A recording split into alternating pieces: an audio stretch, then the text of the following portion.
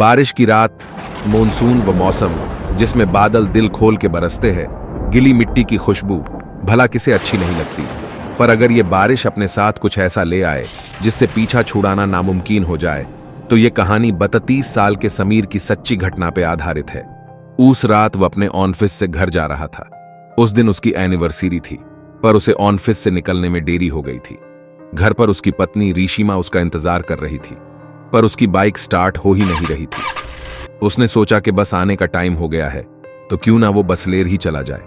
Bus stand में पहुंचते पहुंचते आसमान में गरज रहे बादल बरसने लगे और देखते ही देखते बहुत तेज बारिश होने लगी। समीर अपना सूटकेस अपने सर पर रख बस का इंतजार करने लगा। समीर के कपड़े बुरी तरह भीगने लगे कि तभी उसके ऊपर गिर रही बारिश के बूंदें बंद हो गई।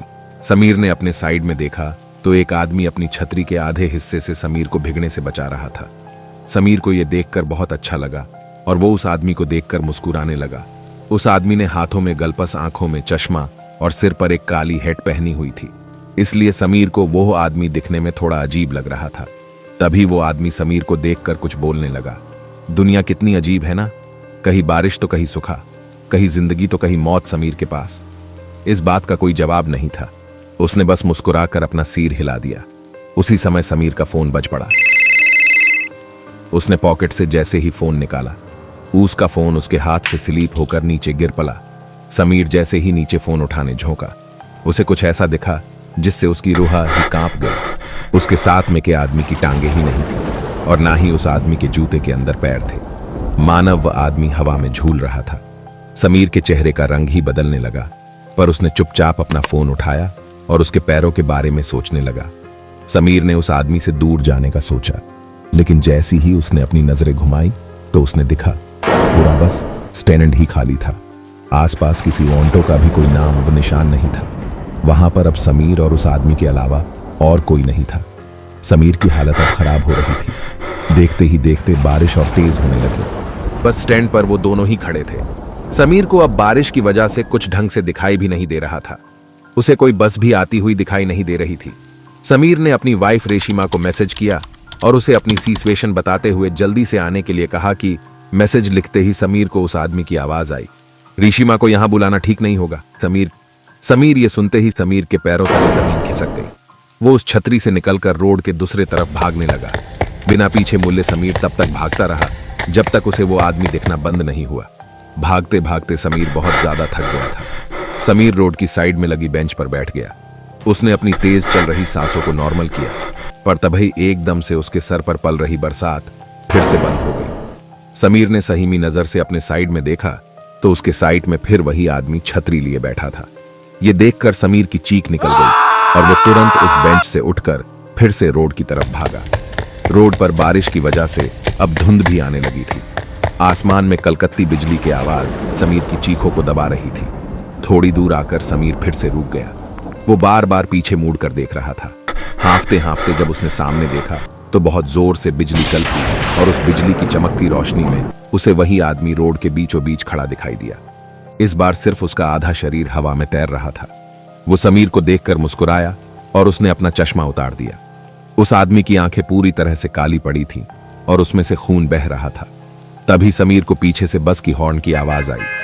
तभी समीर ने पीछे मुड़कर देखा तो पीछे से एक बस आ रही थी। अचानक ही बहुत सारे लोगों की भीड़ भी उस बस की तरफ आने लगी। समीर को अपनी जान बचाने का और कोई दूसरा रास्ता दिख नहीं रहा था।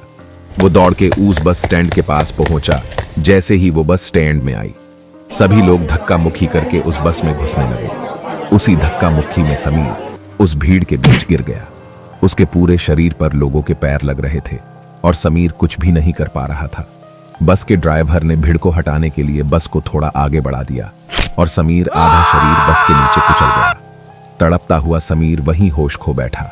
तभी ईशिमा ऑटो से समीर की बताई हुई लोकेशन पर पहुंच गई। उसने समीर को रोड के बीच खून में लथपथ पड़ा देखा। उसके आसपास कोई भी नहीं था। ऋषिमा समीर को जल्दी से हॉस्पिटल ले गई। समीर की जान तो बच गई, पर समीर ने अपने पैर हमेशा हमेशा के लिए खो दिए थे। वो अब फिर कभी चल नहीं सकता था। जब समीर ने अपने साथ हुई घटना बताई तो कोई भी समीर की बताई हुई बातों पर यकीन नहीं कर रहा था। पर रीशमा ने उस बस स्टैंड से जुड़ी न्यूज रिपोर्ट को देखा तो उसके खुश ही उड़ गए। ऋषिमा ने देखा कि करीबन 10 साल पहले ऐसे ही एक केस में एक आदमी की मौत हो गई थी और तब से लेकर आज तक हर साल मानसून के महीने में एक आदमी ऐसे ही हादसे का शिकार होता है। पर पुलिस को बयान देते वक्त वो सभी एक काले आंखों वाले आदमी के बारे में बात करते हैं। ऋषिमा समझ गई थी कि समीर भी उस काली आंखों वाले आदमी का शिकार हुआ है। कुछ ही सालों बाद डिप्रेशन के कारण समीर की मौत हो गई। अब ऋषिमा हर साल मानसून के महीने में उस बस स्टैंड पे जाती है, इसी उम्मीद में कि उसकी मुलाकात उस काले आंखों वाले आदमी से हो जाए। ऋषिमा को हमेशा लगता है शायद वो काले आंखों वाला आदमी भी ऐसे ही किसी भीड़ के नीचे आकार मर गया होगा और वो सबसे अपना बदला ले रहा है। ऋषिमा उससे ये पूछना चाहती है कि वो ये सब क्यों कर रहा है, पर ऋषिमा को वो आदमी आज तक कभी नहीं मिला और शायद कभी मिलेगा भी नहीं। अगर आपको हमारी ये कहानी पसंद आई हो तो इस वीडियो को लाइक करके चैनल को सब्सक्राइब करें और बेल आइकॉन दबाना ना भूलें ताकि हमारी हर हॉरर स्टोरी की नोटिफिकेशन आपको मिलती रहे।